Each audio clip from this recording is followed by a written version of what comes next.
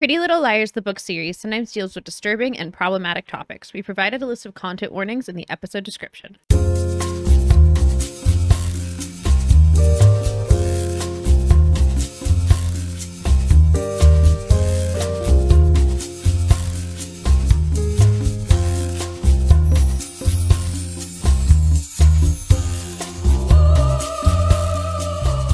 Hello and welcome to Dead Ends. I'm Emily. I'm Brenton. And if you're watching us on video, you can see a Herman in the background sitting on my desk chair. So we brought in your different desk. That's why you got to have two desks and two desk chairs and two chairs you can sit crisscross applesauce in. No, your chair is actually super nice.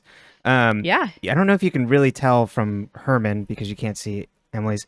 It's wide so that Emily can literally sit crisscross applesauce. Like you can put both legs on that chair and really lean back. Sometimes Herman and I sit on it together, and that's what happened. But then I got up, so now it's his chair, and I had to have the other one. Yeah, and but I have a green version of it. Exactly, and it's velvety and pretty, and you can't really see it. But you highly just before we move. I highly recommend if you, especially like that one rocks better than this one. If you like to like rock around and like move a little, and it spins, but it's not on wheels. So if you need a wheelie chair, do not get because it's heavy as shit. It's really hard to move around. I had a hard time bringing it into the office. Yeah, both of them are heavy. But we finished the book. We did finish the book. Ba-ba-ba. I'm glad we finished the book, but like it was the first episode of the show. Yeah, it's kind of like, okay, I'm ready for the book to start now. Oh, okay, we're done. Yeah, it just leaves off. Like we kind of talked about this last time. It was like there's not a lot that like happens in terms of exciting events. I mean, there are like, and we're kind of leaving off at the beginning of a lot of the characters' arcs. So it's really anticlimactic to really finish it. You're just kind of like, okay, we're just kind of done. Okay, no, but it is iconic to end with the "I'm still here, bitches, and I know everything." Right. Like that was, and I'm like, they brought that over to the show. Like that's an iconic ending for like a thing. But it's only in reference. But this is YA, so it has to be short and truncated. And it's like, how else do you get these characters? I was thinking about this a lot last night because it annoyed me that there was no plot, but also like you need to know these characters to get the rest of the plot, I assume. Yeah, and I think in book form, having it split up over 4 POVs for a like 200 some odd page book, it's really hurts it. Yeah. So then a lot of the chapters in this back half, especially, is like 2 pages. It's like we check in with Hannah briefly so we can get like an update on her mental state, and then we move off. And I do think, yes, that is an iconic line, but it's also not. I mean, it's in reference to that they think it might have been Allison texting them. So, but again, A's not really that much of a threat. It's like people are they're kind of thinking about A, and they're starting to get more worried about A. But they have such bigger other things going on that it doesn't have an impact. Like when you watch the pilot, it's like, okay, here you go, your statement of intent. Like, let's move forward now. And that's what this is for this book. But you just finished a book. It's the end. So but this was made by the company that was specifically making these like books and series that were basically designed to be television shows. Totally churn them out. I don't think that makes me feel better about the ending. It gives it like context and reality. Yeah, that's fair. I think about it from like a literally like, why is it like this way? And then I'm like less mad about it. Does that make sense? Yeah, but I will not forgive them for changing the references. That is silly. Unforgivable. It's really silly. And I also, for the next book, I also bought the updated version. So look forward to more. I'm assuming. Because like literally, usually you read your section first and I read all mine in one night. No. And so I sit there and then I go, did yours say this? Did yours say that? And then like Brenton's trying to do something else and has to like keep referencing his book. Even though I have both versions on my Kindle and I could probably... That was only the first book, though. Yeah, it's a little hard. Only the first book was free on KU. Right. And then the one you bought for your Kindle is literally all 3 packaged together. Yes. Split up as separate books. Well, they are. Like, it shows me the different covers when I go to the different ones. Oh, I hit the button. Oh, but right, when you were... But it is, like, one book with, like, the 3 covers within it. So then the lock screen shows me all 3 covers. Like, and because when I was reading it, I was like, Brenton, we literally only read 17% of the book, and then you were like, finish it, because like the Kindle gives me those stats. And then I looked at his book, and I was like, oh, yours is like halfway. And then I was like, Emily, you have 3 books in one. Yeah, I didn't. Think let's think about 30s here, and like then everything makes sense. You mentioned that, and I was like, I didn't put it together until you're like 3 books, which makes more sense. I think I'd had the passing thought of like maybe seeing it before, but I hadn't really put it together. Yeah, it's just kind of like okay. But not that, so I think out of the characters, two of our characters I think are in an interesting position, and then like Hannah and Spencer are both. I don't think their arcs are quite as interesting as where we're going, or they're quite as interesting in the novel. I think Emily and Arya are. Like, Emily is the most interesting character by far. Yes, Emily is such a better character in the book than what they do to her on the show, at least so far. I mean, we don't know how it keeps going, but I'm just like, oh my gosh, she's so like interesting and vibrant and wants to be so not like she's already rejected her family's norms and like is willing to do it. And it's like the version of her that she is in the early seasons of the show is who she was before the book starts. Yes. Does that make sense? Like, she's like, oh, I played by the rules. I did all the things. And like, whereas the show really drags that character trait out. And I don't know why. Yeah, I don't. Because like, she's got such an interesting plot. 100%. And she, out of everybody else too, is the one that is, she's really the main character of the book. She's the one piecing things together. She is the one that is taking all the things that are happening to her and evolving from it, like learning lessons. And so that's why I think like she has an actual arc throughout the book of like, okay, wait, maybe I don't have to do these things. Wait, my mom is a racist. Like that's like a huge like that. Yeah, it's like, oh my gosh. And like, I guess they could have still done that in the show, but it would have been harder considering like Emily is the only non-white character in the 4. Yes.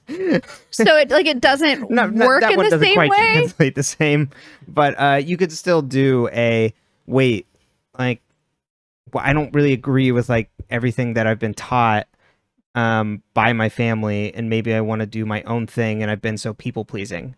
And we get there, but it's just so much longer. And so in the book, and in the show, it really focuses on how like Pam invented homophobia, and whereas like in the book, it's like Emily's like, is my mom homophobic? No, she's racist. Yeah, that thought has not even crossed her mind.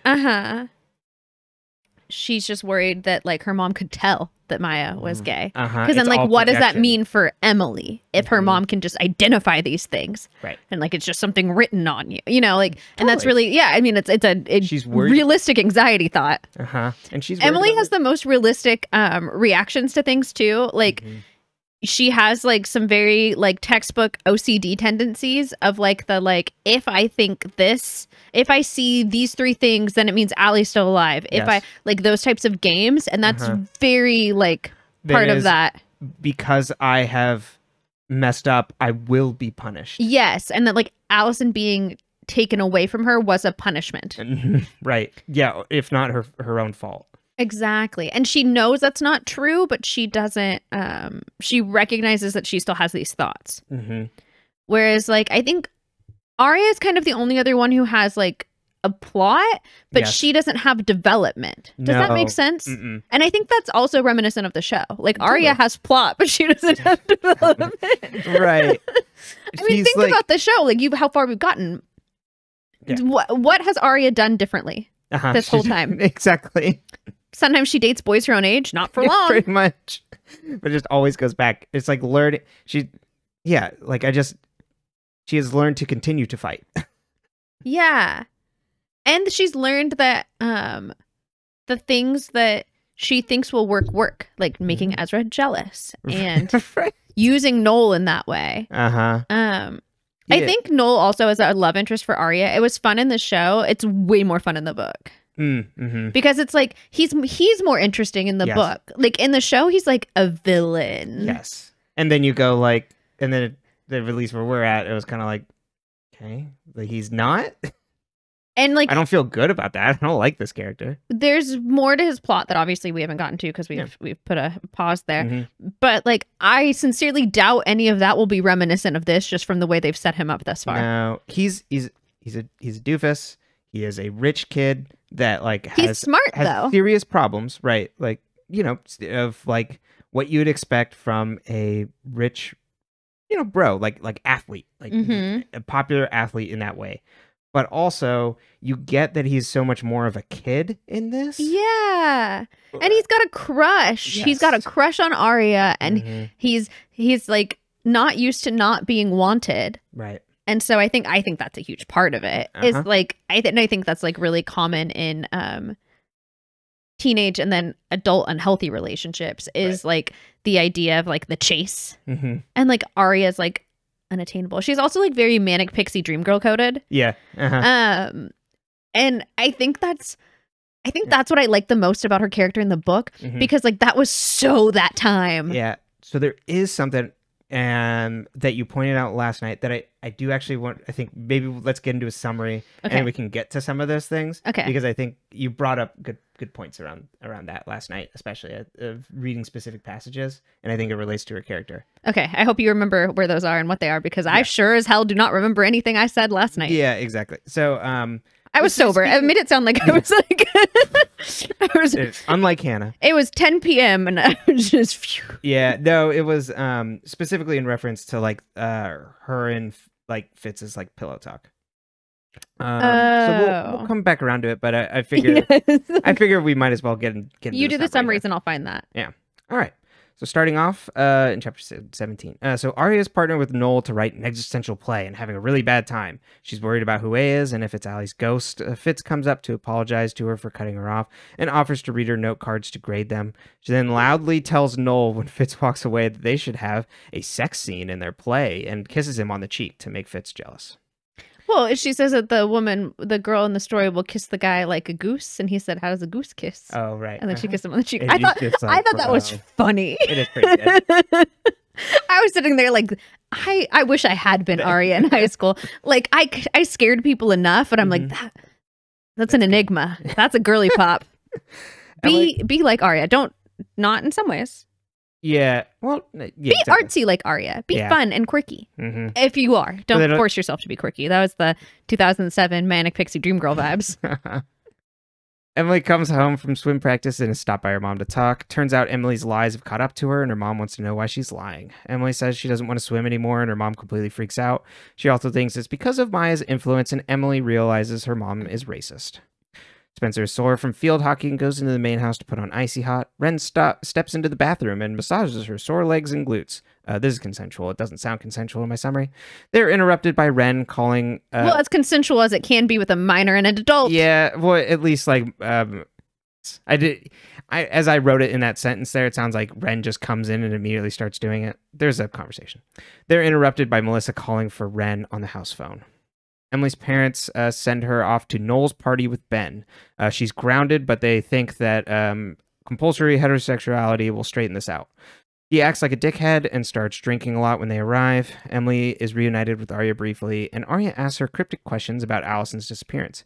Maya then appears, and Emily and her go off to drink alone. Hannah tries to hook up with Sean at the comm party. He says no and tells her to have more self-respect and seemingly breaks up with her. I was so mad. In revenge, she steals his BMW keys from his pant pocket while he's... And his pants. And his pants, yes, while he's swimming in the pond. Maya and Emily hide out in a photo booth. Emily confesses she loved Allie, and Maya confesses that she has a history of self-harm. They start making out, and Ben interrupts them, and he throws a beer at the two of them and calls them slurs. Arya is bored at Noel's party when she gets a call from Fitz inviting her over. She drives over immediately. They profess their feelings and hook up.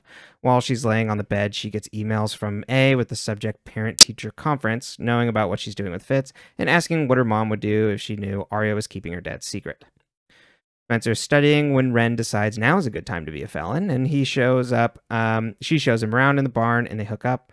While he's in the bathroom, Spencer notices emails from A saying, "I told you kissing your sister's boyfriend is bad," and she thinks they're all from Allie. And then she sees Melissa looking inside the barn. Hannah invites Mona to drive around in Sean's car. She happily agrees, and the terrible two tear ass around Rosewood. They go buy things at the Wawa and race a Porsche, but end up crashing the car into a pole. They're both okay and walk away down the street. Emily feels horrible the day after the party and tries to repress her feelings again. She goes to ride her bike and finds her love note to Allison attached to the spoke. Her parents come home and tell her she can't go on a bike ride because she's grounded, but she rides off anyway. Excuse me. Arya has a dream that Allison visits her and asks how she liked her texts. Arya then wakes up and thinks back to the aftermath of finding out about her dad's affair. Now Allison kept pestering her for information. Arya then kept her distance from Allison until she disappeared. Suddenly, Emily appears at the door, asking if Allison told the friends anything about her back in 7th grade. Arya hesitates, talking about the A text, and Emily leaves. Hannah wakes up after the party with hazy memories. She answers the door to Wilden, who arrests her for stealing Sean's car. At the station, she sees a text from A that mentions Kate's toothbrush. Back on the day when she had first visited her dad and met Kate, she used Kate's toothbrush accidentally to make herself vomit. Allison found her in the bathroom. Hannah then texts the number back to ask if it's Allison. Suddenly, a bunch of cops at the station get up and drive off to go pursue a call. Spencer wakes up, walks into the main house the next morning and finds her family there, waiting there without Ren. They all take turns telling her how horrible she is and order her out of the barn. Emily bikes to Maya's, intent on finding out if she gave her the letter. She fantasizes about Allison being back and recalls the rituals she'd do to prove Allison would come home. Ambulances pass her, and she realizes they're going to Maya's. She gets there to find a big scene. Maya comes out and tells her they found Allison's body. Montgomerys have a family meeting about the police finding Allison's body. Arya decides she needs to retrieve her phone and goes to Fitz's.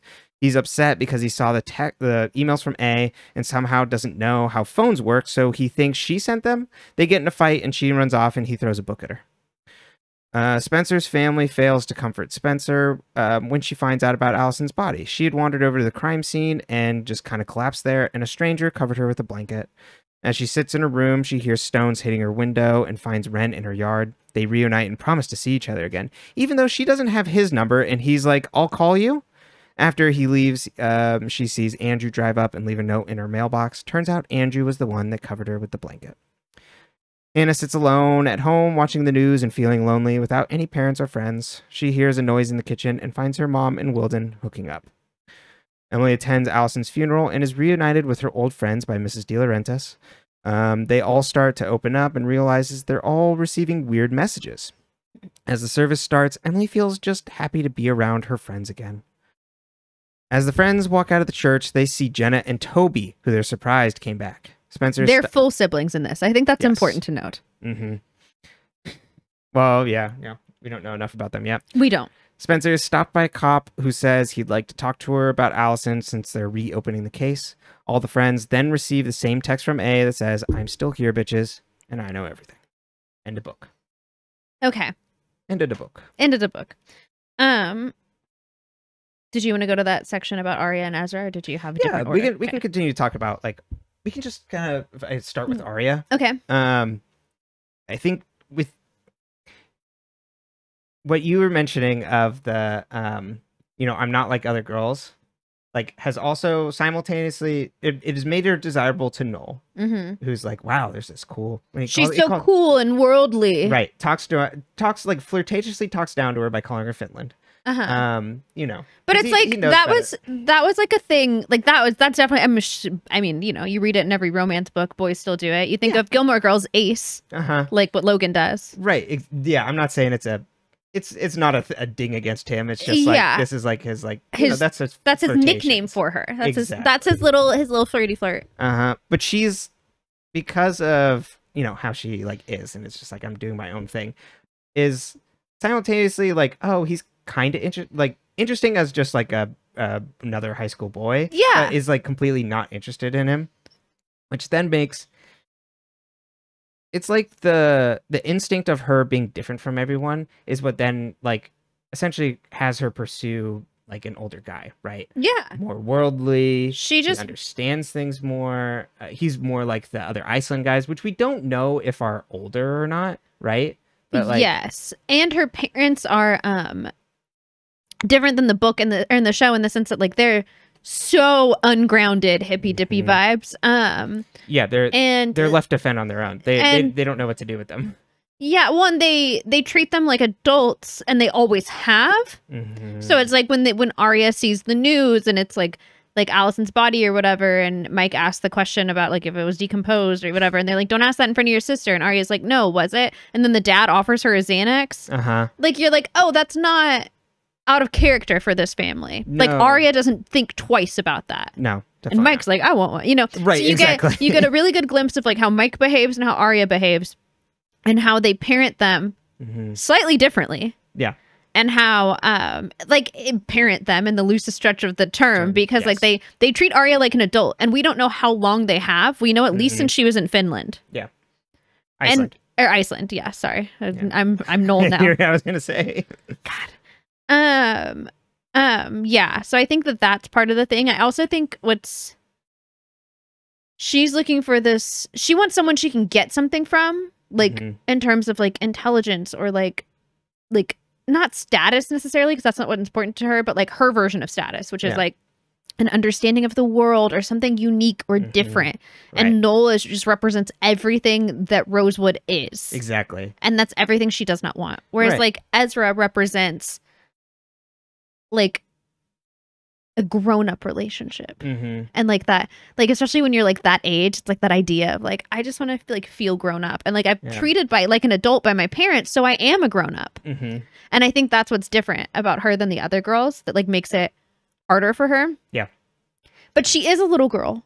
Yes. Like she's still a teenager, and she's still, and you catch it in the thing you were talking about that I brought up last night, where it's like, well, when she and Ezra were gonna hook up, and then they decided they were just gonna lay there, and it says they decided not to have sex, so they would just snuggle and talk. Ezra told her about the time he was 6 and sculpted a red squirrel out of clay, only to have his brother squash it. How he used to smoke a lot of pot after his parents got divorced. About the time he had to take the family's fox terrier to the vet to have her put to sleep. Arya told him about how when she was little, she kept a can of split pea soup named Pea as a pet and cried when her mom tried to cook pea for dinner. She told him about her furious knitting habit and promised to knit him a sweater. Like, it's just, those are not the same. He's giving like, here's my childhood trauma. Here's all these things I've had to do that are horrible. And she's like, I was best friends with a can of peas. Right. Well, and like, I respect that because like, I personally love that. I grew a potato under my bed as a toddler. Right. I took a potato, I put him under my bed. I wanted to see what happened. I was doing science. My mom found it when she cleaned my room.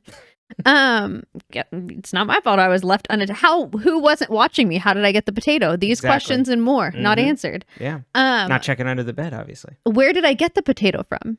Did I take it from Granny's house, or was it from our own? The store. How did I, you know? You were also shoplifting at the Wawa? I was shoplifting at the Save Mart. No, but you know, like that's not the same as if you were like, oh, like this horrible thing happened to me as a child, and like, you know, like some real trauma, and I'm like, yeah, one time I grew a potato under my bed. Right.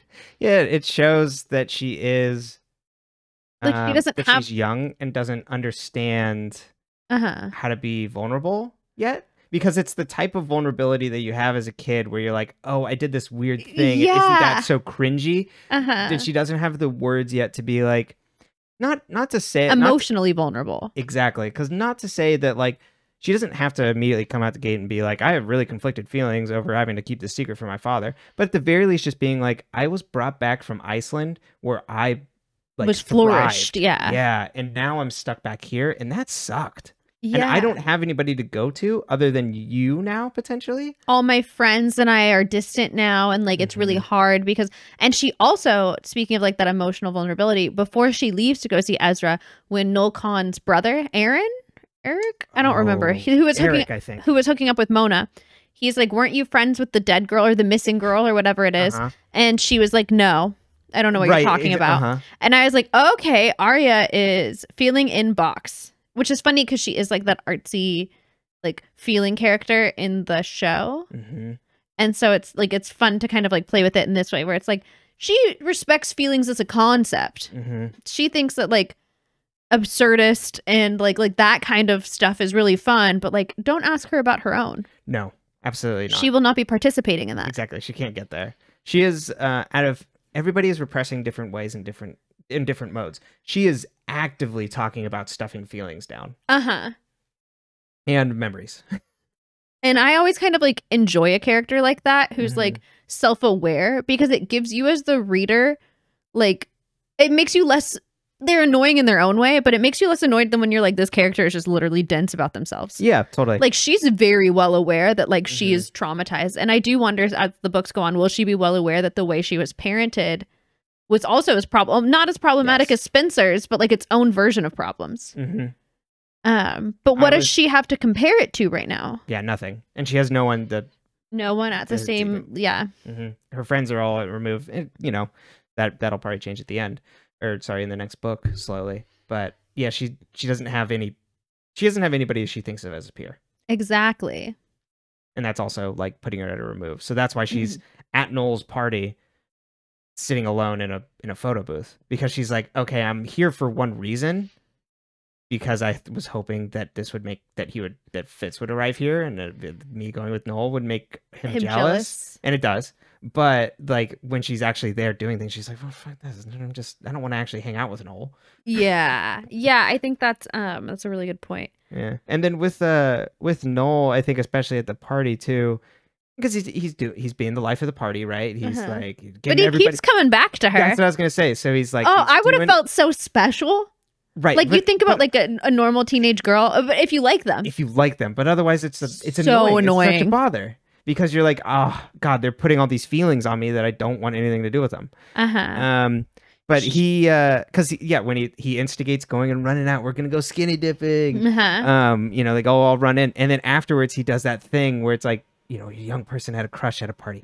Don't go anywhere. I'll be right back. Like, you stay there. I got a drink for you and I'll be right back. She's like, I'm waiting on other plans.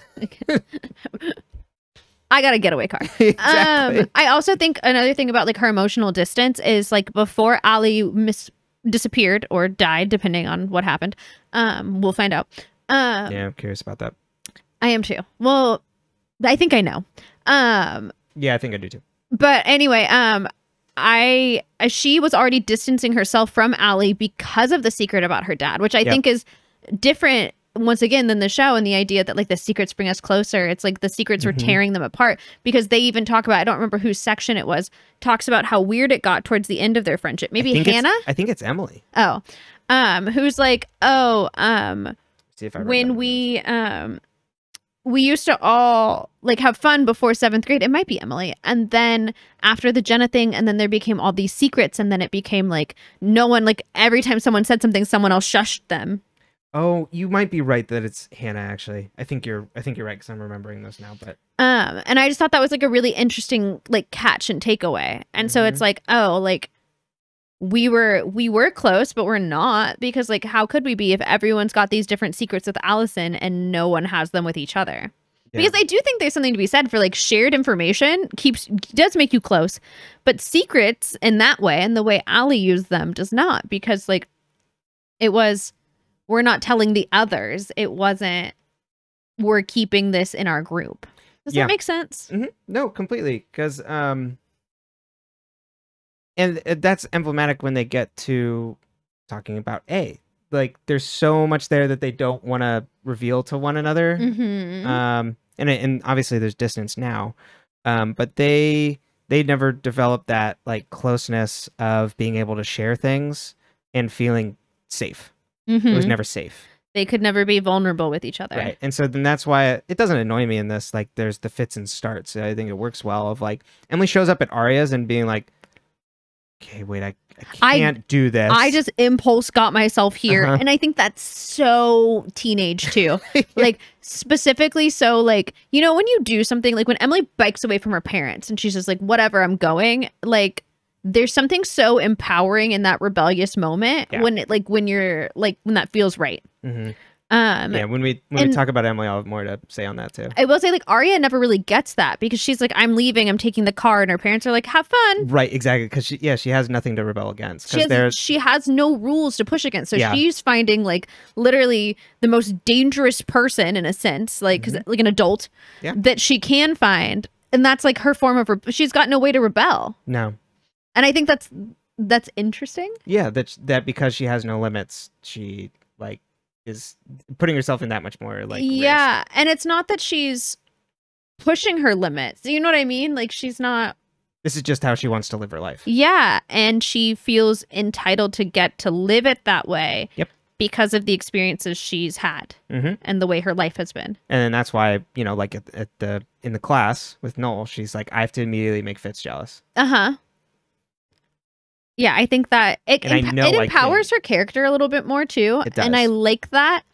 I don't love the plot line still, obviously. No. But we'll see where it ends up. That's what I was going to say. That'll be, because we don't, where we leave off, it's... They're not talking anymore. Right, exactly. And he said no because he saw that she received text messages, so he thinks she was dared by her friends to do this.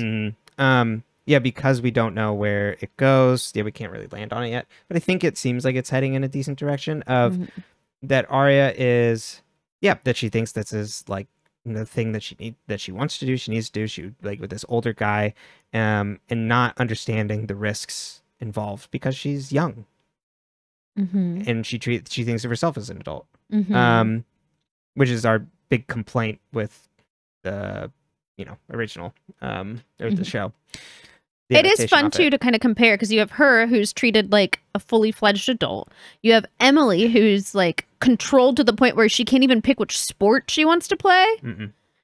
You've got Spencer who didn't need to be controlled because that pressure and expectation, she feels that external pressure from society and from her parents and from her immediate family, Yep. And then you have Hannah who's just kind of like, my currency in life is to feel popular. My currency in life is to feel successful and powerful and important like my mother. Exactly. Yeah. Because my mother can accomplish anything she'll handle it. Exactly. She handles it. Right. I think that's a really interesting refrain for Ashley. Exactly. But is she there for me emotionally at all? No. Yeah. So even though Arya has no limits, she is not the least parented of the bunch. Oh no, Hannah's the least parented of the bunch. Because everything Hannah does is covered by even internally between her and her mother. Her mother's like, oh, like, okay, yeah, like you borrowed it. You didn't mean to, whatever, you know? Right. You didn't take the car. I'll handle it. It's taken care of. They don't take care. They don't talk about it. But they're not offering her Xanax. No, definitely not. And then she doesn't have her dad's phone number. Oh, I actually missed that. So because she talks about like she wished she could call him or whatever. She thought about calling him, but she didn't have his number, I think. Oh, God. Or his new number. And she thought maybe he'd call the house, but he didn't. Yeah.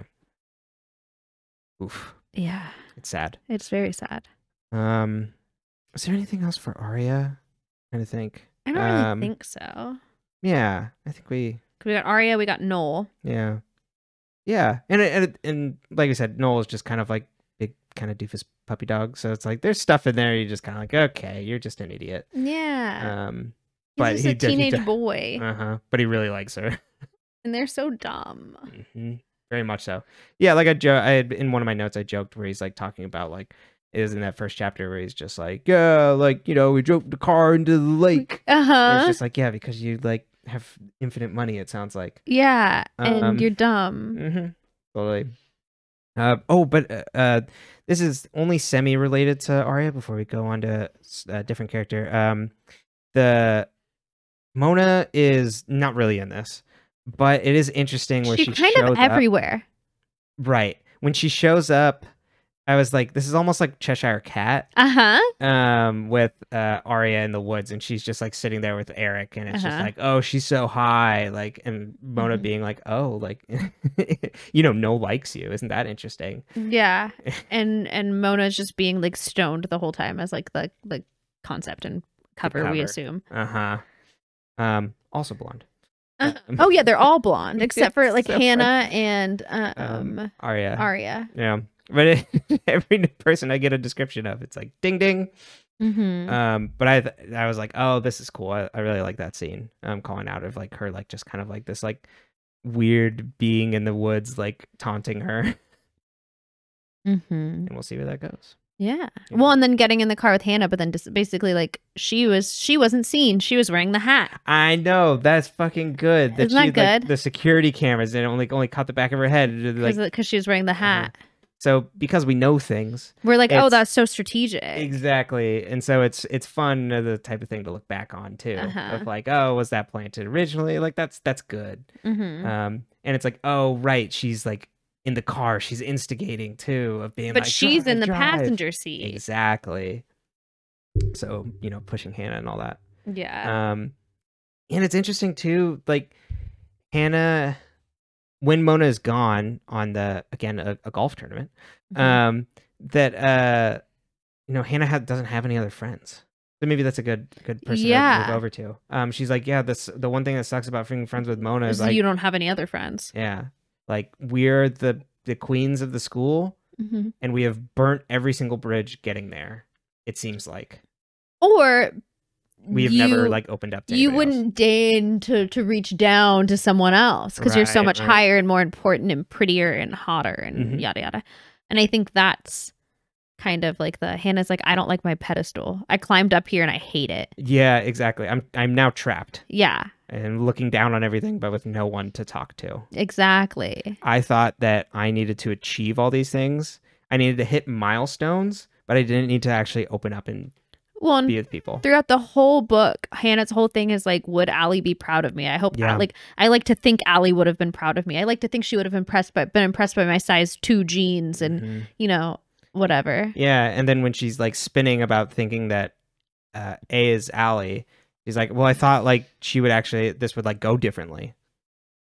Yeah, like she'd be like, oh, I'm finally cool enough. I'm finally pretty enough to be her friend, like, and for her to be proud of me. Because Hannah's just like desperately seeking someone to like approve of her. Yeah, just anybody to validate. And it's not coming from her boyfriend, who seems to want nothing to do with her. Yeah, Sean, baby boy, if you're not gonna like your girlfriend, don't date her. Yeah, exactly. He's like, I think you're so pretty, but like you don't respect yourself. And I'm like, Sean, she wants to fuck. Yeah, exactly. Like, and it's fine to be like, you know what? I'm not ready for that, or I don't want to do that. And she's like, she is crossing his boundaries. Yeah, like, is like she is trying to manipulate him into doing what she wants. Right. And that is obviously in the real world not okay. Right, exactly. No, and it's so like him reacting negatively is not a surprise also because he's young. So he like when things make you especially when you're young and if you don't have the emotional intelligence for it, when things make you uncomfortable, you're going to get like mean. Yeah. Well, and you think about how your parents talk to you when you do something that they don't like, and they talk down in this town. Like that's how all the parents treat their children, except for Arya's. Right.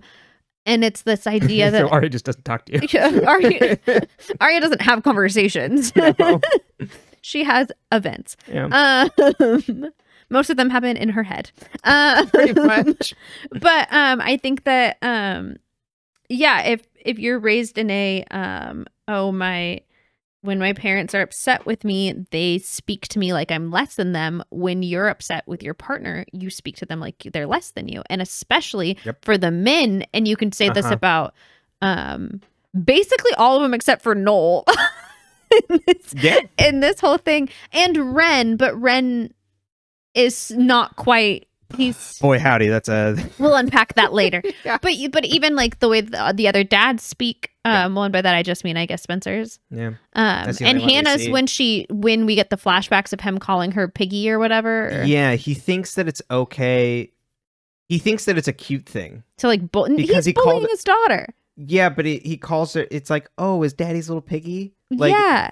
She doesn't that read to me as like, oh, this is a nickname that he's had for a while. Yeah, but it's because she eats a lot. So it's still this idea that, and like it's something she's insecure about, and her being in her mind overweight. And it's just it's so callous for no reason. Like anyone with, I don't know, it's just fucked up. Yeah. So like he bullies her.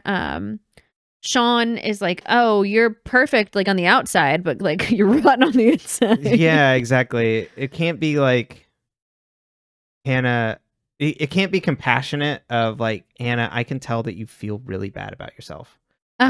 It's talking down to her because it's like any self-respecting woman wouldn't be like throwing herself at a man. And it's so well, it's because he's so like religious coded now all of a sudden. Exactly. And like what's interesting about that is like not our Sean we had before. He was also who I don't remember. I literally was like, he'll be here for 2 episodes. Boy hangs out for a while. But I want to know like Sean's history in this, in the sense like, was he always this religious, or did this become a thing, and if so, why? And was he tricked into becoming religious? Or did he choose this? Yeah. Did Mona do this somehow?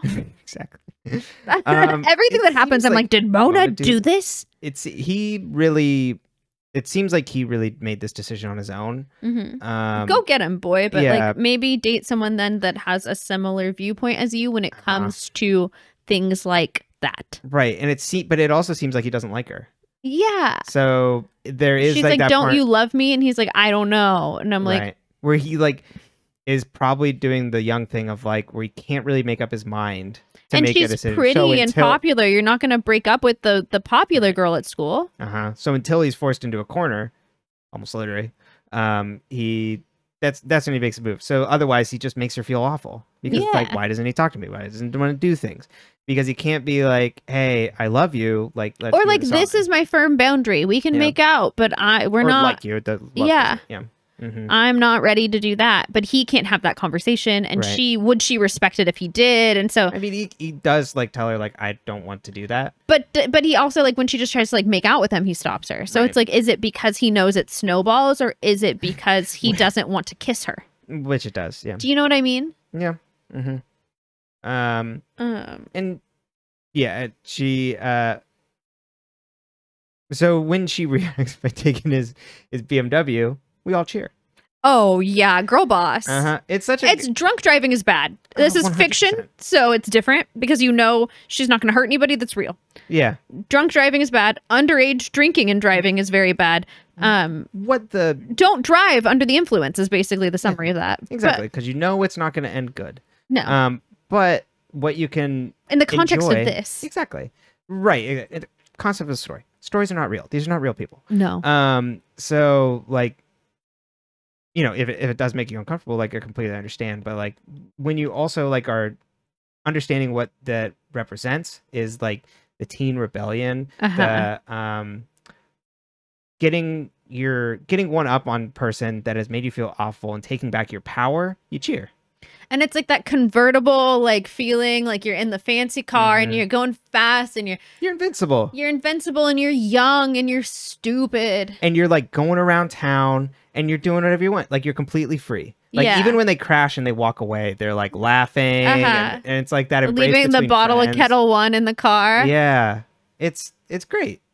It's like extremely dumb, but like it's a really fun chapter. Like even when Mona's just like, hey, give me your hat, like that sort of thing of like, they're just like tearing ass around town. Like except that was strategic. Exactly. Doing rebellious shit though. But it's baked in really well. It is because she goes, because it's like these men are staring at her and she's just like, give me your hat. Yeah. So it's like they're just like embodying their like power essentially, and it comes with harsh consequences for Hannah. But the scene itself, extremely fun. Yes. Very fun. Yeah. Poor Hannah though. Exactly. So and she's left all alone, and then Miss Marin in this is so completely removed from her daughter. I think it's really evident too later after they find Allison's body and before Hannah finds them in the kitchen. She is sitting on the couch, like having snacks and a bottle of Pinot. By herself. By herself. There's no, like, she is, Miss Marin thinks she's taking care of things by seducing Wilden. I don't think she seduced him. I'm curious where that ends up landing. Because in this, it reads a little bit more like that. Because Hannah, when she comes to the station to pick her up, there's a specific line where Hannah goes like, has her mom, like, why does her mom look different? Has her boobs always looked like that? Yeah. And it seems definitely that she came like ready to use her looks and things like that. So yes, I think ready to use your looks versus ready to like actually sleep with someone are two very different. Yeah, there's a line there, and it's thick. Yeah. Because it's not like it's like there's a line. There's a big difference there to me. I think it's more explicit in the show that like this is a cop abusing their power. I don't know. It's a little bit more ambiguous in this. Yeah, it is also interesting because Wilden lets her ride in the front of the cop car and doesn't put the cuffs on her this time. There's more compassion, it seems. He's more uncomfortable doing this. But obviously not uncomfortable enough to eventually like, hook up with her mom in the kitchen. Yeah. It is interesting. It's much more unhinged in this. Yeah. Well, and also, like, the floor plan in the show doesn't really make sense because they don't have, like, a living room, really. Right. But exactly right. It's just the entryway to the kitchen and then out to the There are some scenes where you see her sitting on a couch somewhere and you're like, where the fuck is that? Yeah. It's wild in the book of just Hannah enters the kitchen, her mom then gives her the look like, I'm doing this for you. Yeah. While in the middle of, like, cooking up. Yeah. It's a lot. It's a lot. That's her mom. That's who she's like trying to embody. And I think that kind of also gives like Hannah that like if that's what her mom does and that's who she wants to be, like what does that mean for her? And like I think that like we'll get to some shaking of that ground for Hannah. Totally. Do we want to move on to Spencer? Yeah. Okay. So Spencer, as is literally written. As a dialogue from Ren. She, you know what? I'm sorry. Like a man, he doesn't have an accent in this though, does he? Ren? Oh yeah, he does because it's Spencer. He absolutely does, yeah. They got one thing right. But the age gap is different in this. Yeah. Because it's wider. Is it wider? What? She was in 7th grade when Melissa was graduating. Yes, between her. Okay, yeah. So 4 years after. So there's 5 years. Yeah, so that makes Spencer like what are they 16 right here? Or are they 14? 17 or 16, 17. Yeah, they're in their junior year. And then that makes Ren 22, 23. Yeah, something like that. So I mean, same age as Feds. Yeah, and it definitely does like. I will say like that's when you date the creepy older guy. Like 17, 18. Yeah. It's like right before you're legal, usually. Not usually as in like you should do this, but like from the things I've observed and experienced. I mean, in the US at least, they send women a pamphlet. The day of your 17th birthday. Exactly. They're like, date up. No, just kidding. It's illegal. It's the evil version of your Hogwarts letter. No, but I think that's also like, I think the book does a lot of things more realistically in that way because it's like, oh, that's actually like it's a tighter age gap. They used to be further apart in age, right? I don't think so. I thought when the show starts, they're like 15, and Melissa and them 14. Are like 22. Melissa's still around. Yeah, but she's at Penn. She's graduating. When the show starts? Yeah. Is that true? I think so. Whatever. It's struck work. It doesn't matter. Yeah. But I think not that the age gap really matters. I was just thinking about that. I was like, I think those dates are a little closer. It's still bad. Yeah. What I think is interesting about all of this is the way Spencer did not learn from her previous mistakes. No. And her big thing with Ian and the revelation we get from her is that when Allie's like, I'm going to tell Melissa, Spencer's like, go ahead. Like, basically, she's like, maybe like if the secret isn't here, I won't feel as bad. Like, you can't hold it over me. Like, you holding this over me is so much worse than just telling Melissa about Ian. Yeah, the only thing that she does push back on Allie on is the Jenna thing. Yes, but that was while they're fighting, and she's like, "Oh, like, you tell, I'll tell about the Jenna thing. You're the only one who was seen, yada yada." Yeah. But then eventually she comes around to this idea that she's like, I wouldn't have cared. Like, I didn't care anymore. Like, whatever. Tell her, get it off my chest. So then for this to immediately have that happen, where like Melissa sees her and is smoking a cigarette outside of the barn, while Spencer is hooking up with Ren, kind of. Then in the middle of a break. Yeah. Then for her to walk into the house and the family to just be like, you're the worst. We hate you. Yeah. You are embarrassing to us. And like, if we could, we'd put you out on the street, but you're a child. Yeah. Because they also acknowledge that she's a child. They're like, well, we have to take care of you until you're 18, otherwise you'd be on the street. And it's like, but not also realizing that they have a responsibility to protect their child from creepy older men. Yeah. And I think that to me is just like what, like it's, the Hastings are worse. Way worse. And I was like, damn, they committed. Yeah. They treat her like shit. And then when they find Allison's body, they can't comfort her. They go back inside. Well, and it mirrors Hannah's experience in the sense where Spencer just, like, the reason why she wanted the barn wasn't because she wants the barn. It's because then her dad was going to go take her to go look at bikes or whatever. And her mom was going to go look at curtains with her. It's like, oh. And it's what that symbol, and she even recognizes that it's what it symbolizes to her. So she's aware of this. She's like, she's kind of like Arya in that sense where she's like aware of what she's doing. 100%. Like, and she's the most, at least internally, that she thinks enabled and powerful out of all of them. She has the most confidence in herself, which mirrors, the adaptation. But she doesn't understand how much she doesn't know. Much like Arya. Yeah. And that's what caused the most strife with like Allison, Allison pushed back. It's like, why is Allison pushing back on me? Like, yeah. what? And also when they talk about the group doing things, it was like her and Allison would like go making out with these boys, and the other three had to just like entertain themselves. Yeah, exactly. Smoke cigarettes and just hang out. Yeah, juggle. I don't know. Knit bras. Just Arya. And yeah, and that comes, I mean, looking back on parenting, right? It's like, we know you're the best, and you're going to excel because you're goddamn Hastings. But we're also going to make you feel inferior to your sister and not worthy of love at every single chance. Yeah. And so she has to be put together. She has to be the best. It also, like, the way she talks about the way she's dressed when Ren shows up at her door is very interesting. So, like, she's like, I've got my day uniform, which is preppy, and then I've got my cute study outfit. And I mean, I like to look cute when I do things. Like, I think that's fun.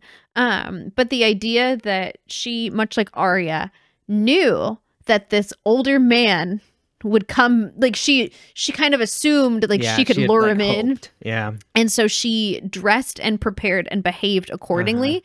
And like that, like, she has her messy look, but it's not messy. Because exactly. It's pre-planned. Which is, I think, also like a really good representation of what it's like to be a woman in the world. Because like you can't even just like if you're like authentically messy, it doesn't work. Like it's just like I mean, it works. Like you're allowed to be authentically messy, but like it's not gonna work in the way she wants it to work here. Like she couldn't just be dressed in her big t-shirt, is what she said, or whatever. Because it wouldn't have the same effect. And it's like, so she feels empowered in the sense of like how she chooses to dress herself and behave. And she's also the only one that doesn't go to the party. Yes. She's like, why would I go do that? I got a million other things to do. Yeah, I'd rather... One, because she's staying there because she thinks Ren is going to come. Oh, okay. Yeah, even if that isn't explicit. Because it is like still like... Because she was dressed for it. Right. So she stayed to study, and because she was like, oh, maybe this will happen.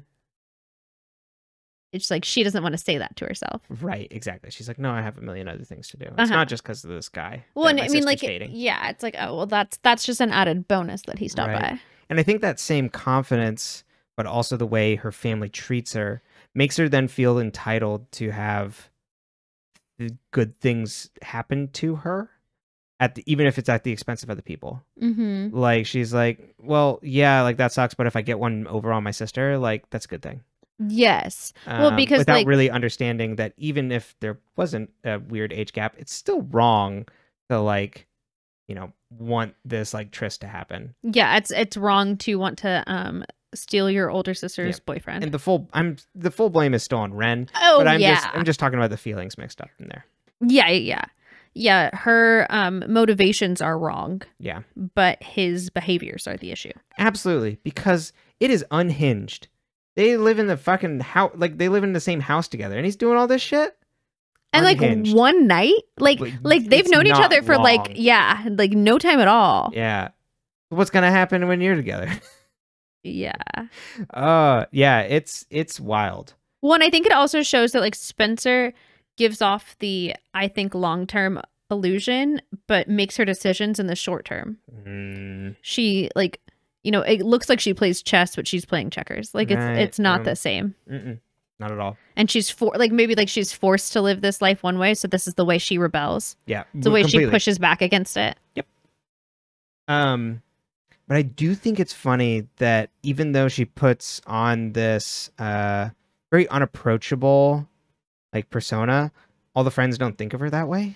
No. Like Hannah does have a hard time eventually talking to her when they do at the funeral. She like puts her head down. Yeah, she gets like anxious. Well, but that's also Hannah feeling like the version of Hannah she was when they were all friends. Hannah's is all internalized. But even Arya, who's like, wow, I wish I could talk to someone. I can't talk to Hannah anymore because I don't know who that person is. Yeah, literally, I can't recognize her. Yeah, exactly. But like, I can talk to Spencer or Emily. And I thought that was interesting. And even Emily, like when they like run into each other, is kind of like, oh yeah, Spencer.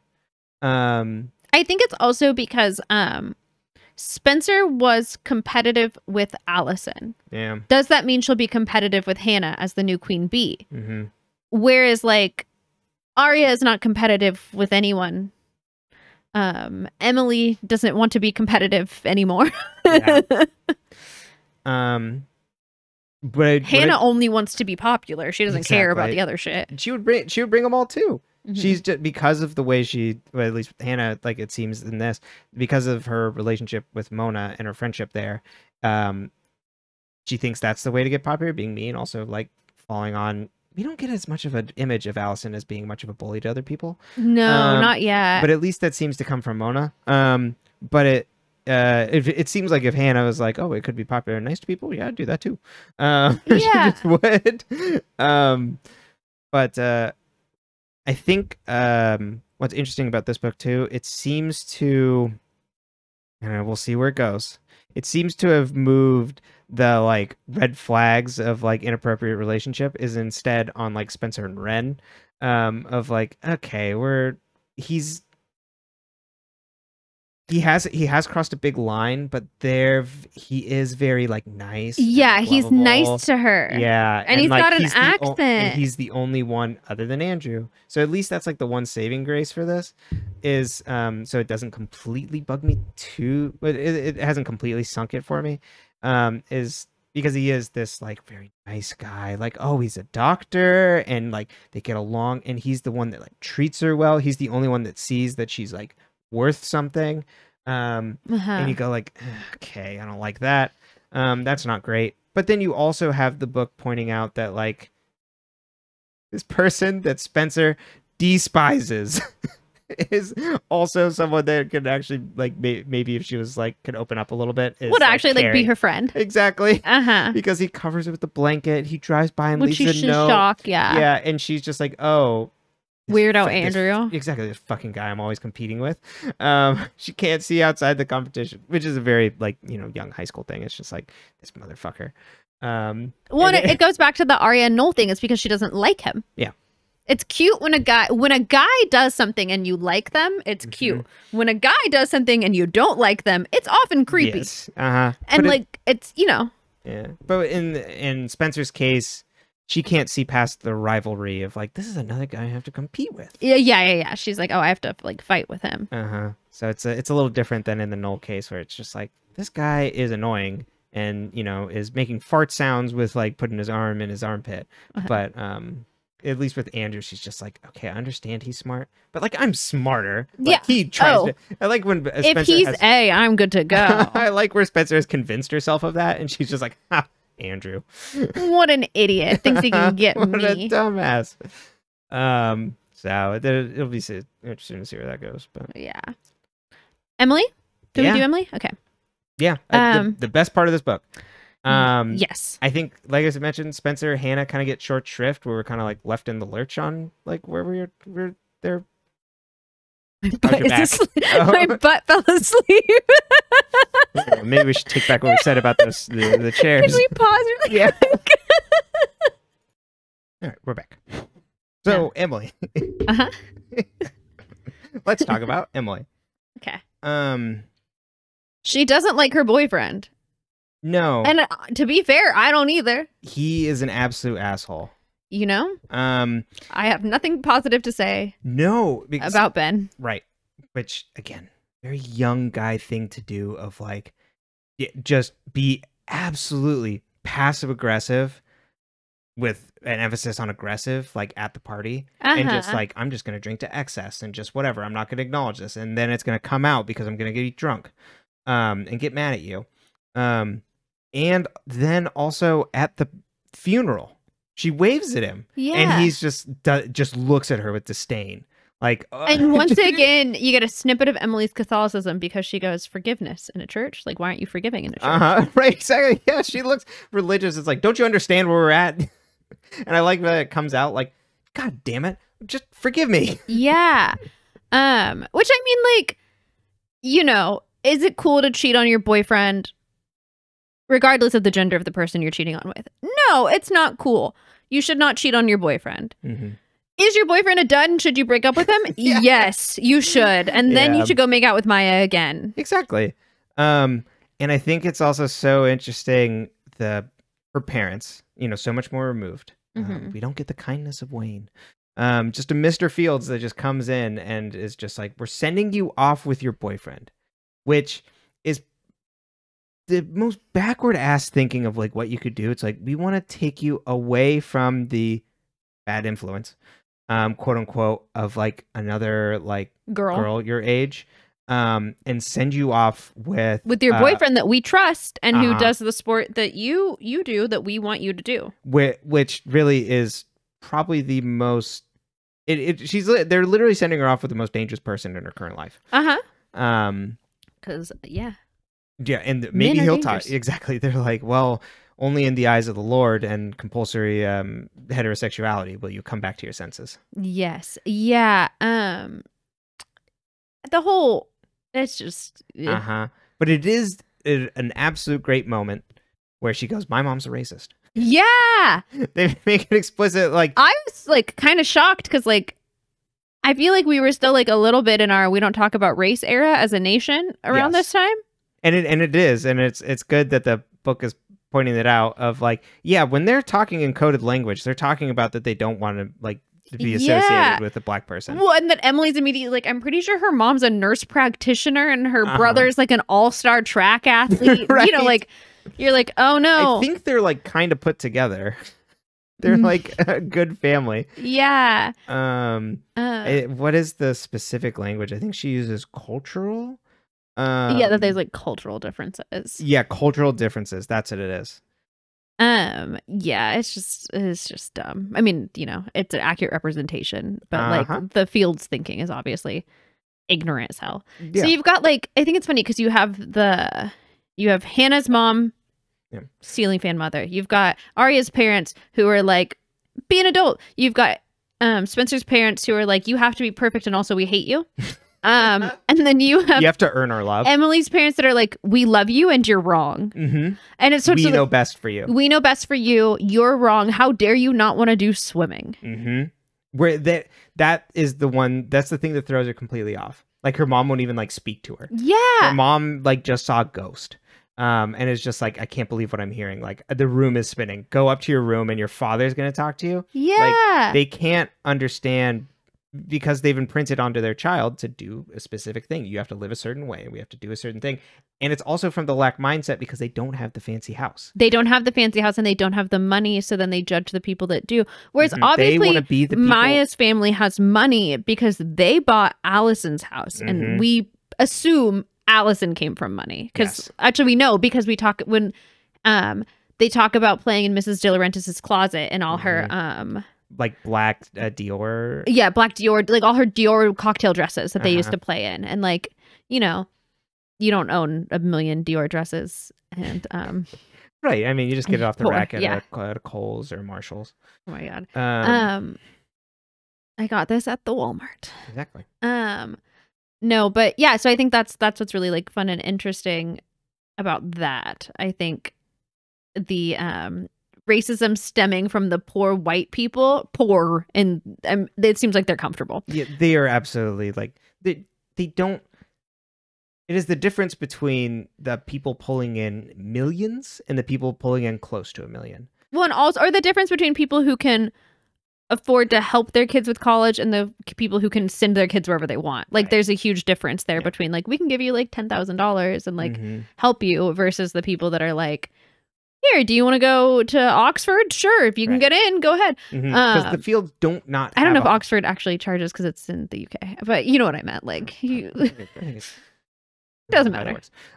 But the fields have a home yes. in Rosewood. Yes. It's not as fancy as the other ones, but like they're able to afford certain things and luxuries. But the kids go to school on swimming scholarships, I believe. So it's like that idea. She's destroying our future for her. Exactly. We have this all planned out. We have your life planned out. Why aren't you falling in line? Isn't that crazy? Yeah. Imagine making a person and then thinking you're entitled to make their decisions. Yeah. Absolutely wild. Terrifying. But so it's nice when what we get with it's the most interesting part of like Emily is putting together. It's just like, wait, I've been on a track. And also, I think Pam's name is actually Kathleen in this. Yes, you pointed that out. I was like, it's not Pam. I forgot. I didn't even think about that when you pointed it out last night. That there's a change in names. Wild. But that she is on this path that like her parents set for her, and that's like a fairly stock sort of thing. But like the fact that it's like, I don't even like the sport I'm doing, and I don't even like the gender I'm currently dating. Well, who knows? Or at least I don't like the person I'm dating, and like it could and be possible that I could like the other gender. Yeah. Well, I think it's obvious she likes girls because she talks about. She's like, oh, but we all like joined in on the rituals of like what we're supposed to do of like boys and gawk at them. Well, and I think so. I'm assuming that she will, as a character, and like, I don't know, I'm speculating here, but because she's like, oh, but I have a picture of this hot man on my wall. And it's like, yeah, you can think that men are hot and also think women are hot. You can like both. Yeah. Or it could be just all comp het. Right. Yeah. And like, that's totally fine either way. But I was just like, I'm kind of excited to see how they play with this. Cause we know Maya's bi. At least I believe that's the theory there. That's what she says. Yeah. She has a boyfriend, but then she had a boyfriend. Yeah. And it doesn't seem like she is uncomfortable with the idea of dating a girl. So I think it'll be interesting. I'm excited for this. I hope Maya's like good and better than the show. Not that Maya's not a great character in the show, but she doesn't get the best plot. Yeah. Especially when she like disappears. Yeah, exactly. There's more dynamics to it already. It's again not followed up on because it's all annoyingly pointing to read the next book. But she mentions that she like self-harms. Yeah. Like I was like, I didn't the comparison there, I was like, Jesus, because Emily was like, she talked about Allison? Yeah, she's like, I actually liked my friend. I kissed my best friend, and Maya's like, I cut myself. And I'm like, good God. Like, but like, at least then they're both sharing something that is vulnerable and emotional. Yes. So like, it's to counter that they were keeping from one another. Exactly. So like, Maya understands that. It's like, oh, this is the thing that's been bugging you. I have to tell you the thing that's been bugging me. Whereas Arya's like, here's some of Ezra's childhood memories, and like, me too. But she doesn't even tell him about Pigtunia. No. I was hoping it would be Pigtunia. I'm obsessed with Pigtunia. It's really funny. Pigtunia is my favorite thing I've gotten out of this story. She's like, no, I have an anthropomorphic can. Well, I had. And then my mom wanted to use it for dinner. I'm sorry. If I befriended a can of peas, my mom would not have tried to cook with it. No. But she would have put a face on it. Elle and Byron aren't the best. No. We would have decorated pea. You'd probably still be in the mantle. Right. But it even though it's... would have been your wedding gift with my parents giving you the peas. This is yours now. You have to take care of her peas. She won't eat them, but... Here's Perry. It would have been Perry. But at least with Maya, there seems to be more like going on underneath the surface than we ever got. So hopefully that continues. If you had a can of vegetables as a friend as a child, what would it have been? Also, for those of you listening, leave a comment if you're like on YouTube or whatever. Or, I mean, it could be beans and a canned food. Canned fruit? Could be canned fruit, I guess. Canned peaches. You would have canned peaches. Would it have been P the Peaches? Probably. Oh. Pea the Peaches, yeah. Pea the Peaches. Yeah. I'm trying to even think. Patty Peach. Patty Peach. Yeah. I don't know what I would have named it as a kid. Probably just would have been Pea. Pea. Or Peach. Oh, yeah, Peach. Yeah, there you go. Princess Peach. Oh, yeah, there you go. There's a game coming out. Yeah. So if you leave a comment, if you have a fruit or vegetable canned food and what you would have named it. Corny the Corn. Oh, yeah. Calvin Corn. Calvin Corn. You're better at this than I am. Yeah, I like Perry. Peaches was hard. I had there was a good one and then a bad one and a good one. So I got a sandwich here. All right. Well, anyway, sorry, I didn't mean to cut you off. I was just like, I don't think I had much more to say on Maya, other than there seems to be more there that we're getting. Yes, yeah, we get a lot more vulnerability from her. She's a much deeper character. Mm-hmm. She's probably the deepest character. Like out of the book? I feel like out of like the side people. Oh yes. Not our four in girls. our order. Not our core four, but yeah. Oh. Okay, now that I thought of it, just go back real quick to Fitz and Arya. We didn't talk about the fight.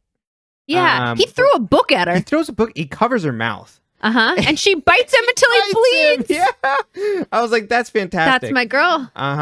Until he bleeds too, not just like a bite, like a. Right, and she's just like, but like, what is she supposed to do? You got in an argument. And he put a hand over your mouth, and then he threw a book at you. Yeah, and you don't know this guy that well. And she's our feral character in a sense. Absolutely, and because she just goes like, bite. It's kind of the thought process. It's a little bit mundane of just kind of like, and so I bit him. And so I bit him. Yeah, and I'm like, yeah, same girl. But yeah, he throws a book. Yeah, like absolutely. He and Ben are the violent ones. Mm-hmm. Ben throws the cup at them, or the drink. Oh, exactly. Throws the drink at Emily and at Maya. So good segue back. I just wanted to bring that up. Yeah. No. We didn't talk about it, but yeah, when he catches them, his temper finally because he's drunk too. He throws beer at him and like calls them slurs. Yeah. Absolutely horrible. And we spoke about the time anyway of like what this was, and even though lesbians in the eye of boys especially is like that's like a whole different thing than like the way you like look back on like men having a relationship together. There's still like he still looks down on him because and so he's also hurt. The way boys perceived and accepted the idea of women being with women was for their pleasure. Yes. So they are still the center. Exactly. And in this relationship now, Ben is being cheated on. But that doesn't mean you get to be violent. There's exactly. Especially in this way. This is high school kissing, cheating. This is not you are married, have kids, cheat. Like, not that it's ever okay, but like as you get older, you look at it and you're like, yeah, you didn't like him, right? And he's also probably even acting more violent because he's understands that she's pulling away, and his response to that has always over the book has just been to get more and more violent and meaner. Yeah. And it'll be interesting if it wraps back around to the way the adaptation handles it in the second book. It will be. I'm intrigued. But yeah, so because he's no longer the center of this, he gets even more angry, and then he's losing the thing that he perceived as his property. It's also like, I'll forgive you this time. Yeah, that's what he says in the car. Yes. And she's like, okay. Yeah. Why aren't you apologizing? But she can't say that. No, because she does feel bad. So then the next day, it's like, I'm being punished for these things that I've done. Like I spoke a little bit last time of like the rebelling. She doesn't know how to do it well. So then the lies catch up to her this time. Like, because she just like has to throw herself all into it because she can't just like step back and like maybe try and understand things. Like, she has to just kind of throw herself into things. And then like she understands, she has these like patterns in her head where it's like, okay, since I did this, I have to receive something back. She feels like she's getting away with something when she's enjoying something. And that there's this cosmic thing that's kind of, she doesn't call it cosmic, but she is essentially doing that of like these rituals of like, if it is this thing, I'm trusting in this like outside source that is like going to come back and like punish me somehow, karma. Even if it isn't explicitly called that. And I go like, damn, I'm really Emily. I was really Emily. Yeah. It was like, damn, this is just like really hitting right here. Yeah. right down to the mother's name. Exactly. Yeah, their mom's the same name. I thought that was so funny when really I caught funny. that. Especially Kathleen and not Catherine. Yeah, Kathleen. Yeah. I was like, oh. Right. But yeah. Yeah. Are you excited? I thought Herman was going to hit his head on the desk behind us. Are you excited for the second book? Yeah. Obviously we've been What are your predictions? Talking for over an hour. So there's like definitely like character stuff to go along with. But I felt like actually reading the book, and there is stuff to talk about with, you know, like we did with the characters and things. It's just kind of like, okay, like, you know, like I said, it was I hope there's more plot in the second one. Yeah, exactly. A little bit more something to hang on to. Or if it is focusing on the characters, give them arcs that we can kind of follow along with. I understand this is like set up for sequels, but there's like ways of doing that where it's like, damn, the journey was so interesting. And it was like decently interesting, but like there's a lot of, you know, not exciting detours and things. I think what's hard about this series and the story that it tells is the girls have so much history that, like, if you don't have the context of the Jenna thing, you don't have the context of the later secrets. If you don't have the context of the later secrets, you don't have the context of why they don't talk. If you don't have the context of why they don't talk, you don't understand how A would even be able to get to them and why they would suspect each other. And then the growth and development of them as romantic partners in their different ways. Yeah. And like, yeah, it's so much left in the dark. You don't understand. Jenna and Toby are just a big sequel tease. Mm-hmm. And the through line throughout the book, when you kind of think about it, it's just like friends all go back to school. They go to a party. Allison is found. They reunite at a funeral. Uh-huh. That's kind of about it. Mm-hmm. Well, they don't all go to the party. No, exactly. The party happens, I should say. Mm-hmm. And this is individual things, but there's still so much left unresolved. And I think that's fine. Obviously, there's a series book that way, but it doesn't leave you really questioning all that much. So I guess thinking ahead of like what's going to happen in the next book. What do you think's going to happen to Ren? Yeah, I it does seem like he'll stick around for a while, whereas it seems like Fitz might be Fitz and starts, like not stick as much because that seems a little bit more already like it's already broken bad, and there might be like some like there's gonna be like weird iciness there. And I think Arya's a stronger character in the book, whereas like she's not gonna necessarily like he threw a book at her and she bit him, and like I don't think she's going to, I mean, I don't know, we'll see how she perceives it because she does like romanticize things and stuff like that, but I think she will not allow him to treat her certain ways that happen in the show. Does that make sense? Like I don't think it's not the same character. No, I like this version better. It's more fun. Yeah, completely. Not that I don't love the show, but yeah, it gets watered down because it has to be in favor of everything gets centered around that relationship. Yes. And it's just like, ugh. Let's see. I think it's because the two of them just had like exceptional chemistry, and so people just like really fell for it. But like, yeah, and even just like as a storytelling thing, it's just kind of like, okay, whereas we're like going round in circles. Ren kind of breaks bad because like it's the chemistry isn't there in the same way. Exactly. So they got nowhere else for him to go. It's not like bad chemistry. It's just not good. No. Yeah, exactly. It's just not as exciting. I want to know like if the characters in the books will end up in the same situation they end up at the end. And like, it's funny because if we get to that, if we get this far, you won't know. No. And so I'll just have to sit here with that. Yeah. Yeah. Which, we'll see how long this strike goes. Yeah. At the very least, we might finish this. I bet we'll finish this first arc of books. Oh yeah, I think so too.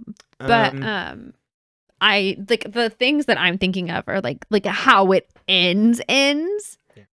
And like there's just certain like literally you could like I don't know, try ayahuasca and try to come up with the ending and you would not be able to get there. Okay. Like I don't know how they got there.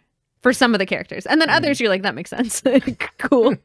You know, like, oh, these two do this. Like, oh, yeah, okay, totally. Makes sense together. Absolutely. And then other things, you're like, no. Uh-huh. No. The twin thing isn't even the best part. But yeah, I don't know where. Yeah, we'll I bet it differs a lot. But next book, let's see. It's called It's Flawless. called Flawless. Yeah. Who do you think it's going to center on? Oh, I bet it'll still be kind of Emily will be our main kind of like person that we'll like hang on to. Okay. Who's on it? Do you know who's on the cover? On the original? I can't tell. It's a brunette. Okay. I think Spencer was on the first one, right? Yeah, I think so. So either Hannah or Arya. Yeah. Like, I'm sure I could look it up in a second, but this is the picture. Oh man. So you know what I mean? Like, yeah, I don't know. I guess that could be Hannah. Hannah? I would guess Hannah, actually. Yeah, I don't know. Who knows? Do we want to do a quick round of references? Oh, yeah. So the most obvious one I had to stop you last night was chapter 28 has a completely different title in mind. So the title of mine is Justin and Haley Met in a Police Station. The original is Brad and Angelina. Yeah. And so they substitute out Justin and Haley Bieber for that. For Brad and Angelina. And so when they made I didn't understand the significance of the title because I'm just really not in the celebrity pop culture, I guess. But so until they made it explicit in my chapter where she's talking to the guy, the kind of burnout in the police station, and says her name's Haley. And it's like, oh, they literally have to call out for me to understand it. Of like, oh, the Biebers. Yeah. So also at the beginning, what is she listening to at the beginning of that chapter? What chapter number is that? Chapter 28. Hold on. Because in mine, she's listening to Brene Brown. Brene Brown? Uh-huh. She's like, oh, I'm just listening to like some like self-help stuff to like, like make myself feel better when she's feeling like gross and hungover. Oh, ladies, discover yourselves as Oprah's audience clapped wildly. Yes! Hannah sank into her coffee-colored couch cushions, balancing the TiVo remote on her bare stomach. So maybe that says something about what Sarah Shepard thinks of Brene Brown. And Oprah. Mm-hmm. Well, that's what I mean, That's really funny. That's so much better. Yeah, that's funny. That's good. Oh, Arya's dream. Who's playing on the doorbell? That's chapter 27. Oh, I don't know, I want to say Green Day, but I have to double check. American Idiot by Green Day. Bad Guy by Billie Eilish. Sarah Shepard is obsessed with Billie Eilish, apparently, in these edits. Oh, right. It has come up multiple times. Multiple times. Yeah. Oh, God. This isn't a reference, but there's... Oh, actually, I mean, she listens to a throwback radio station of playing Baby Got Back. This is Hannah and Mona driving around in Sean's car in chapter 25. I'm assuming it's just Baby Got Back in yours, but I was like, damn, I feel old. I think it's toward the front. First couple pages there. Yeah, a retro rap station playing Baby Got Back. Okay, it is the same. The Sirius radio dial? Yeah. Until she found a retro rap station. Interesting. Yeah. I didn't think Baby Got Back would be technically retro in 2006, but... Apparently. Yeah. Was Sirius radio around back then? Yes, definitely. Oh. It was like just, I think, getting going. Oh, okay. Back in chapter 20, what is Ben blasting in the car? Oh God, I remember this one. Fallout Boy. 21 Pilots. That's funny. Still could have used Fall Out Boy. Yeah, they're still like relevant. So does Emily hate Fall Out Boy then? Yeah. Fantastic. Why would Emily hate Fall Out Boy? That's like the most offensive part of this whole book. Especially not at that time. Come on. Yeah. Trying to think. I'm working backwards on my notes here, seeing if there's anything else. So if we jump forward, I don't know if there was any. There wasn't as many in this back one that I immediately noticed. I think that was all of them I had. I don't know if you have other ones. Let me look. You might have one for fashion that I was looking to like Hannah's wearing a BCBG dress when she's 21. Hot girls, they're just like us. Okay. It's a page 133 according to my book, but do you know how many pages in? No, because And it's like a silver eliminate.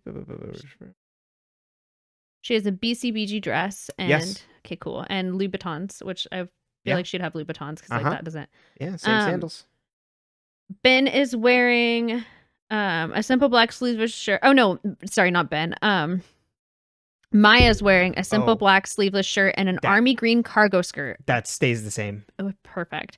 And Ben is wearing saggy butt jeans. Yes, saggy butt jeans. And then I forgot how good that Arya's wearing a red University of Iceland t-shirt, a denim mini, and red cowboy boots. Yes, I believe let's see that because I remember us looking up that.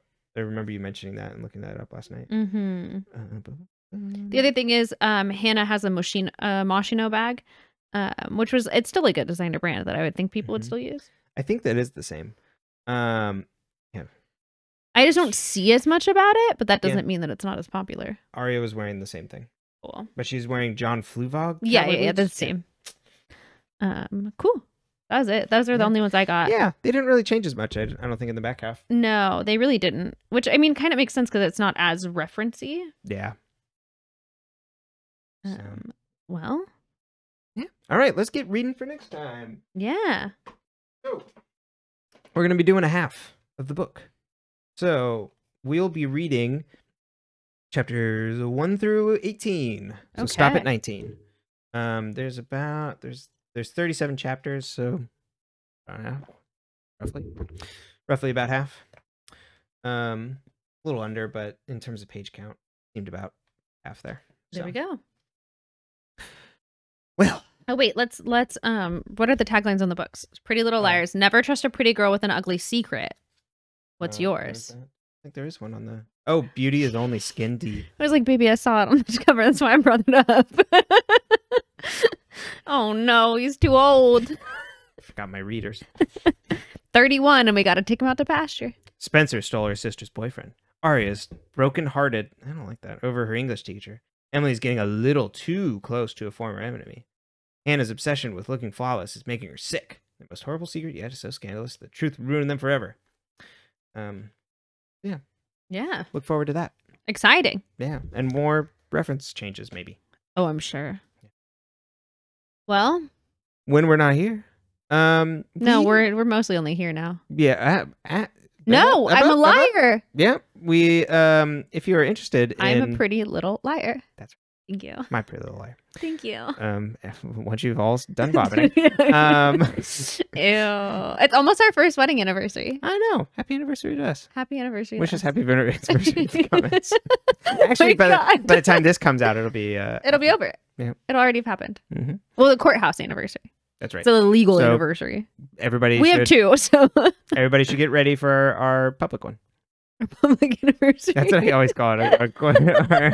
Our personal one and our public one. I always say we had a courthouse and then a ceremony. That makes sense. But I like that we had a personal and a public wedding. It makes it sound like we invited the populace. Right, exactly. It's just like, well, we did it for ourselves, and then the hoi polloi could come along. And then, of course, we did it in front of the king and the queen and the crown. For ceremonial purposes, of course. When we're not here, sometimes we do a Let's Play on Brenton's YouTube channel. You can find it in the link tree. We're playing this horrible version of Kingdom Hearts. I'm really selling it. Okay. To put it more plainly, we're playing Kingdom Hearts Re-Chain of Memories, which is technically the second Kingdom Hearts game. Oh, God, well, it it's hurts. a 3D remake of the second Kingdom Hearts game. Yeah. Maybe a game that shouldn't have been remade, if you know what I mean. Probably not, actually. It looks so much better in 2D. Really? Yeah, let's pull up. I don't know if they care, honey. I'm just gonna show you. Oh, okay. I mean, I think you've shown me now before. now that we talk about this. Wow. I have seen it. It doesn't that looks so much better. It's not the look. It's the whole playing a card game in a video game thing for me. I'm already playing a video game. It doesn't need to have a card game involved. That's just too much. Look at that like kind of pixel artish like sort of thing. That's Don't you nice. prefer the game that's pixelated? Yeah, it is cute. I think it's cuter.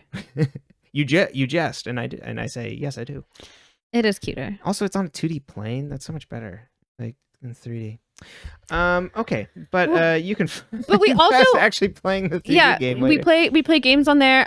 We played this game called Outer Wilds, and it was very cool. And if you want to play a game or watch someone play a game that has really nice music, it's very soothing music. 10 out of 10 recommend. The DLC is a little less soothing. What does that mean? The Echoes of the Eye. That's instead of expansion packs, it's the that one has even better music. Like ominous. Yeah, but it's kind of cheerful. I think it's more ominous on some of the other planets in the first one, like the planet with the anglerfish. Okay, yeah, definitely that one. Brenton's very afraid of anglerfish. So scary. They just were a little creepy. They weren't real. It's okay. I know. I mean, they are real. Anglerfish are real. Yeah, exactly. But the ones in the game we're not at that real. depth. If we were down there, we would be just crushed. I was like, they are real, right? No, I don't believe in them. Oh, God. I see it on the film, but like if I don't see them with my own 2 eyes. Now you're denying science. That's right. James Cameron should have never gone that far down. Anyways, you can find all sorts of Let's Plays over there. Our Outer Wilds ones are very good. I recommend watching them if you don't. Yeah, because Brenton had played the game before, so it's like he actually knows how to steer. Except for the DLC one, we just did that as soon as it came out, and then we're like, and then I just gotta keep playing. I binge played it. Yeah, it was good. Very into it. It's a fun game. I like puzzles. It's like puzzles. Yeah, it's really just an amazing game front to back. So it makes you think too. It does. Not everything makes you think anymore. That's right. So if you want some thinking, well, we're still here. That's in your link tree, right? You already said that? Yeah. Okay, cool. We're still here.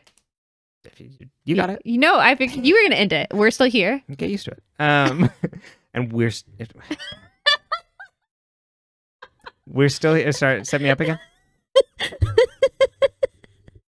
We're still here. Good job. There you go. You got there. I tried to key in so many times and you just weren't picking up what I was putting down. Oh. Goodbye. Bye.